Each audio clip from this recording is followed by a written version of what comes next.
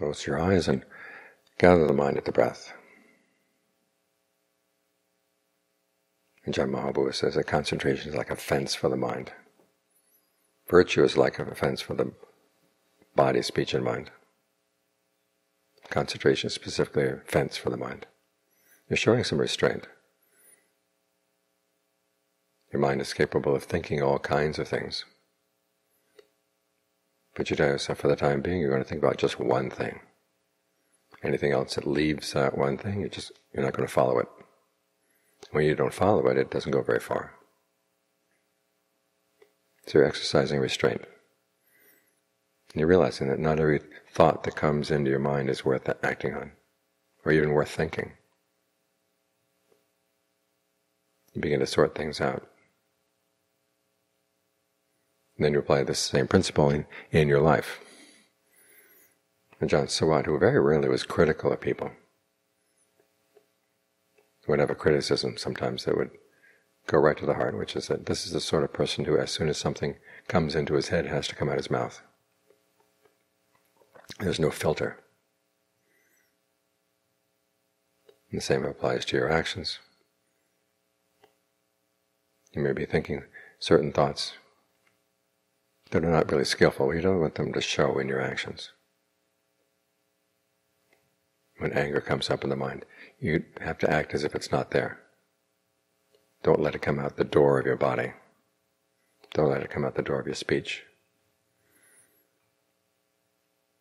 Try to keep it penned in, and even don't pay much attention to it in the mind. You realize, okay, this kind of thought doesn't really go anywhere. It's not really all that skillful. You have to think about the consequences of what you're doing and saying and thinking. Remember that series of instructions the Buddha gave to Rahula. The very first thing, if there's something you want to do with the body, first thing you ask yourself, what are the consequences going to be? All too often we don't think about them. We feel like doing something, feel like saying something, it just comes right out. And then we complain about the consequences. Ideally, you should think beforehand, not have to think afterwards. You remember those instructions were given to a 7-year-old. If you go around saying things and doing things without thinking about the consequences, what's the mental age that you're showing? So restraint is something that makes you mature. You realize you have a power inside you. Your intentions do have an impact. And so you want to make sure that you have a good impact. Because if it's good for others, it's going to come back and be good for you. So keep a filter on your mouth, keep a filter on your gestures and your expressions, and your actions in general.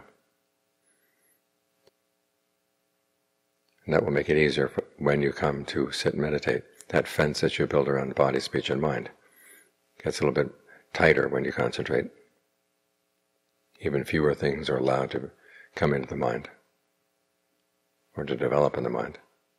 But you've got that principle that you realize the fence is there for your own good.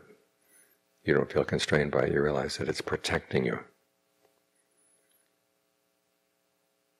And when you're protected like this, it leaves a wide field open inside. Because if you're not hemmed in by the wise protection of restraint, then you're going to be hemmed in by the consequences of unskillful actions. And those are a lot more confining.